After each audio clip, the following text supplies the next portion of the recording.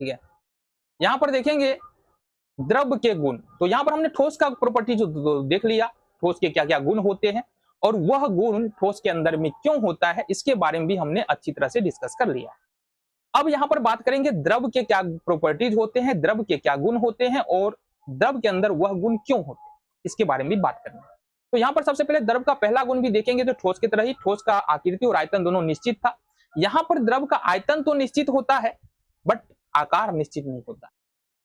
जैसे सपोज अपन क्या कर ले, यहाँ पर देखना, जरा गौर से देखना, यहाँ पर ये अलग अलग कंटेनर है हमारे पास, कुछ बोतल है, ठीक है जी, ये देखो ये अलग कंटेनर है, ये अलग कंटेनर है, अलग कंटेनर है, अलग कंटेनर है, अलग कंटेनर, तो बहुत सारे कंटेनर है। अब द्रव का उदाहरण हम ले रहे हैं, तो द्रव को अगर हम अलग अलग बर्तन में रखेंगे तो उसका आकार अलग अलग बदलता चला जाएगा।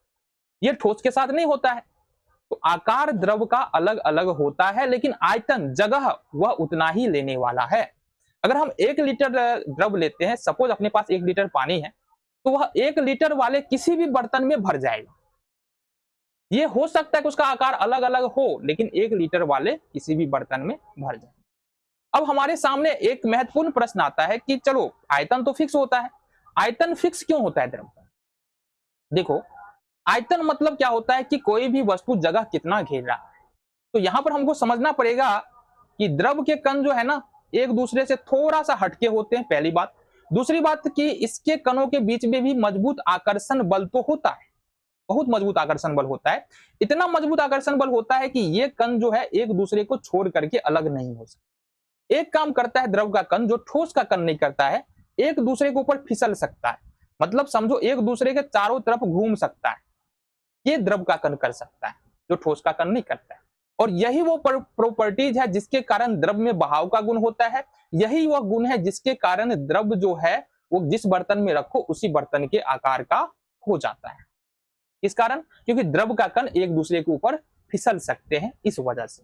ठीक है जी। दूसरी बात है, इसका जो है आयतन क्यों फिक्स होता है, तो जाहिर सी बात है आयतन फिक्स इसलिए होता है क्योंकि इसके कणों के बीच में मजबूत आकर्षण बल होता है। दो कणों के बीच में हमने पहले ही बताया, ये जो द्रव का कण है इस कणों के बीच में आकर्षण बल बहुत ज्यादा होता है, जिस कारण से जिस प्रकार से ठोस के कण क्या करता था, एक दूसरे को छोड़ के हटता नहीं था, द्रव के कण भी एक दूसरे को छोड़ के नहीं हटता है। अंतर सिर्फ इतना है कि द्रव के कण एक दूसरे के ऊपर फिसल सकता है, ठोस के कण एक दूसरे के ऊपर फिसल नहीं सकता है। ठीक है, तो ये बातें समझ में आ गई। चलो जी, दूसरा प्रॉपर्टी है घनत्व। तो अगर हम बात करें घनत्व के बारे में, तो यहां पर देखना ठोस और द्रव के कणों के बीच में अंतर क्या है और किसका घनत्व ज्यादा होगा। तो अगर हम मान ले कि ये जो है ना ये ठोस है और ये जो है ये द्रव पदार्थ का कोई टुकड़ा है, तो इसमें ठोस में क्या होगा कि जो कण होगा ना वो इस प्रकार से तुम्हारा अरेंज्ड होगा, इस प्रकार से पास पास होगा। ठीक है जी। और द्रव में कण जो होगा तुम्हारा इस प्रकार से अरेंज्ड होगा, थोड़ा दूर हट हट। तो तुम क्या देख रहे हो कि ठोस में एक छोटे से टुकड़े में हो ये रहा है कि कणों की संख्या अधिक है, मतलब कणों का द्रव्यमान अधिक है इकाई आयतन में, यानी इकाई आयतन का मतलब एक छोटे से टुकड़ा में कणों की संख्या अधिक है, कणों का द्रव्यमान अधिक होगा, मतलब ठोसों का घनत्व अधिक होगा। जबकि द्रव में क्या होता है, जितना जगह ये है उतना ही जगह ये है, लेकिन यहाँ पर कणों की संख्या कम रहा है, मतलब कणों का द्रव्यमान कम रहा है इकाई आयतन में। इसका मतलब है कि द्रव का घनत्व ठोसों की तुलना में कम होगा। बातें समझ में आ गए। तो यहाँ पर ठोस का घनत्व सबसे ज्यादा होता है, द्रव का घनत्व जो है वो ठोस से कम होता है, और गैस का घनत्व ठोस और द्रव की तुलना में बहुत ही कम होता है। आगे बढ़ जाए, चलो जी। तीसरा प्रॉपर्टीज है संप्रियता। देखो, ठोस संप्रियता का मतलब है कि कंप्रेस कर सकते हैं कि नहीं, दबा सकते हैं कि नहीं दबा सकते। तो ठोस को तो हम दबा नहीं सकते, ये मेरे हाथ में एक पेन है और पेन ठोस है, इसको हम लोग नहीं दबा सकते। बट यहाँ पर पानी को भी नहीं दबा सकते हैं। हाँ, थोड़ा, एकदम थोड़ा बोल सकते हैं, थोड़ा दबा सकते हैं, लेकिन इसको भी मान के चल सकते हैं कि कंप्रेस पानी को भी नहीं कर सकते। ठीक है, थोड़ा अधिक दबा सकते हैं, यहाँ पर बताया भी गया है कि थोड़ा अधिक तो दबा सकते हैं, बट यहाँ पर बहुत ज्यादा कंप्रेस नहीं कर सकते। आते समझ में आ गए। चलो जी, आगे बढ़ जाते हैं। तो चौथा प्रॉपर्टीज है वो है द्रव्यनांक और क्वथनांक। तो द्रव के जो द्रव्यनांक होता है और क्वथनांक होता है। अब हम बात करें द्रव्यनांक के बारे में, तो द्रव जो पहले से द्रव है वो पिघलेगा क्या? देखो, ठोस द्रव बनेगा तो द्रव्यनांक होगा, बट द्रव द्रव थोड़ी बनेगा, तो इसका द्रव्यनांक को भूल ही जाओ। फिर होता है यहाँ पर क्वथनांक, मतलब उबलने का ताप, उबलने का ताप। दो यहाँ पर हम बात करेंगे, जो द्रवों का जो क्वथनांक होता है वो रूम टेम्परेचर से ज्यादा होता है। ठीक है, और ठोसों की तुलना में तो बहुत ज्यादा होता है। या ठोसों की तुलना में कम होगा। द्रव्यमानक और क्वथनांक ठोसों की तुलना में कम होगा। अब इसके पीछे का रीजन समझते हैं कि द्रव्यमानक क्वथनांक ठोस का ज्यादा क्यों होता है और द्रव का कम क्यों होता है। आ जाओ रीजन समझते हैं। तो ये है हमारे पास ठोस का कण, जैसा कि तुमको दिख रहा है। समझो बात, ठोस के कणों के बीच में दो कण हैं और ये द्रव के दो कण हैं। तो ठोस के कणों के बीच में देखो बहुत मजबूत आकर्षण बल होता है और द्रव के कणों के बीच में थोड़ा कम मजबूत आकर्षण बल होता है। जाहिर सी बात है कि अगर आकर्षण बल को तोड़ना है तो गर्म करेंगे। अब गर्म करेंगे तो ये मजबूत आकर्षण बल तोड़ने के लिए अधिक गर्म करना पड़ेगा ठोस को। ठोस को गर्म करेंगे, पहले वो द्रव बनेगा और द्रव बनने के बाद उसका उबलना शुरू होगा। बट यहाँ पर समझो इसमें आकर्षण बल पहले से कमजोर है क्योंकि द्रव अवस्था में है, तो इसको सिर्फ गर्म करने के बाद इतना गर्म करना पड़ेगा कि यह उबलने लगे। इसलिए यहाँ पर ठोसों का जो द्रव्यमानक और क्वथनांक है वो अधिक होता है, जबकि द्रवों का द्रव्यमानक और क्वथनांक कम होता है। बातें क्लियर है? आगे चलो। तरलता। तरलता का मतलब हुआ कि द्रव में बहने का गुण पाया जाता है।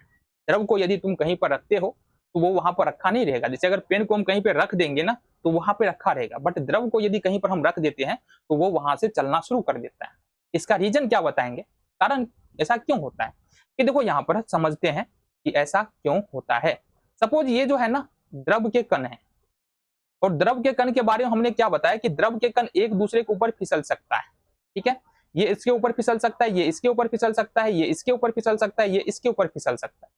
तो जब द्रव का कण एक दूसरे के ऊपर फिसल सकता है, देखो आकर्षण बल तो बहुत ज्यादा होता है, इस कणों के बीच में आकर्षण बल, अट्रैक्शन का जो फोर्स होगा वो बहुत ज्यादा है, इसलिए यह एक दूसरे से दूर नहीं जाएगा, लेकिन एक दूसरे के ऊपर फिसलता हुआ जरूर चला जाएगा। जब एक दूसरे के ऊपर फिसलता जाएगा तो एक दूसरे को लेकर ही क्या करेगा, बढ़ता हुआ आगे चला जाएगा।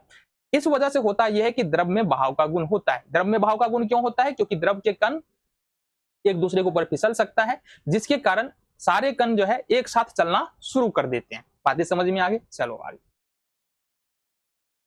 चलो जी आगे आ जाओ। तो विसरण, विसरण के बारे में हमने पहले भी बताया था कि विसरण क्या होता है। देखो विसरण किसी भी पदार्थ का वैसा गुण है जिसके कारण दो या दो से अधिक पदार्थ जो है आपस में स्वतः मिल जाता है, मतलब खुद मिल जाता है, उसको हम लोग विसरण बोलते हैं। जैसा हमने बताया कि एक पानी का गिलास लो और थोड़ा सा इंक लो, पानी में इंक डालो, पानी में जैसे ही इंक डालोगे तो पानी और इंक क्या होगा, एक दूसरे में मिलना शुरू हो जाएगा। इसको हम लोग क्या बोलते हैं, विसरण बोलते हैं। तो ठोसों का विसरण नहीं होता है। अगर हम बोले ये हमारे पास माउस है, ये माउस बोल रहे ये हमारे पास पेन है और पेन को एक और पेन के साथ मिला दे तो क्या ये दोनों एक दूसरे में मिल जाएगा? नहीं मिलेगा। मतलब ठोसों का विसरण नहीं होता है। हाँ, इक्का दुक्का तुमको देखने के लिए मिल जाता है। ठोस और द्रव का भी विसरण नहीं होता है। इक्का दुक्का उदाहरण मिल जाएगा तुमको ठोस और द्रव का विसरण का। बट यहाँ पर द्रव द्रव का विसरण हो जाता है और द्रव गैस का विसरण हो जाता है और गैस गैस का विसरण हो जाता है। गैस गैस का विसरण मतलब हवा में बहुत सारी गैसें मिली हुई है, तो इसको भी तो अपन विसरण ही बोलेंगे ना। जैसे हमने अभी स्याही मिलाया पानी में तो आपस में खुद ही मिल गया, तो इसको भी विसरण ही बोलेंगे। तो विसरण होता क्यों? देखो विसरण इसलिए होता है क्योंकि हमने बताया कि जितने भी पदार्थ के पार्टिकल्स होते हैं, कण होते हैं, वो गतिशील होते हैं। ठीक है, गतिशील होने के कारण एक दूसरे से टकराते हैं और एक दूसरे में पूरी तरह से मिल जाते हैं। इंक और स्याही की केस में यही हो रहा है। सपोज अपन हाइड्रोजन और ऑक्सीजन को केमिकल रिएक्शन नहीं करा रहे, ठीक है, केमिकल रिएक्शन नहीं करा रहे, मिला रहे हैं, तो ऐसे जब मिलाएंगे ना उसको तो उसमें भी विसरण हो जाएगा तुम्हारा।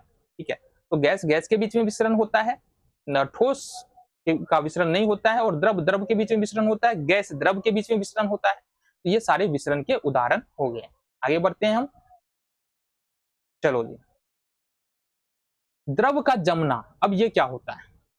देखो द्रव में एक और प्रॉपर्टी पाया जाता है कि द्रव को यदि बहुत ठंडा करो, एक निश्चित टेम्परेचर पे ठंडा करो तो वो जमना शुरू हो जाता है।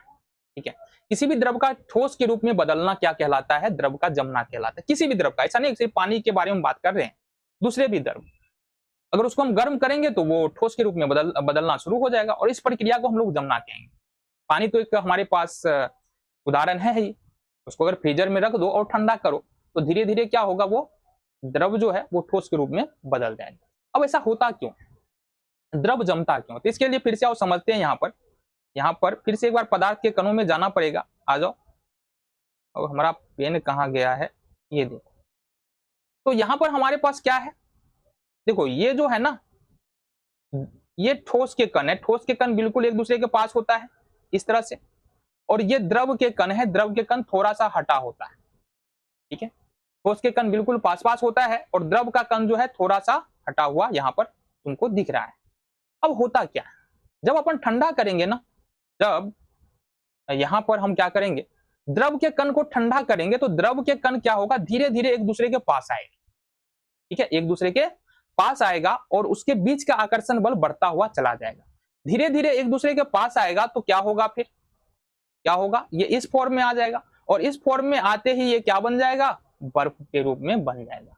ठीक है, जब हम द्रव को ठंडा करते हैं, पानी को ठंडा करते हैं, तो उसके कणों के बीच में जो आकर्षण बल होता है वो बढ़ता जाता है और धीरे धीरे जो कण है वो पास आते जाते हैं, जिसके कारण होता ये है कि पानी जो है वो बर्फ में बदल जाता है। तो बातें समझ में आ गई।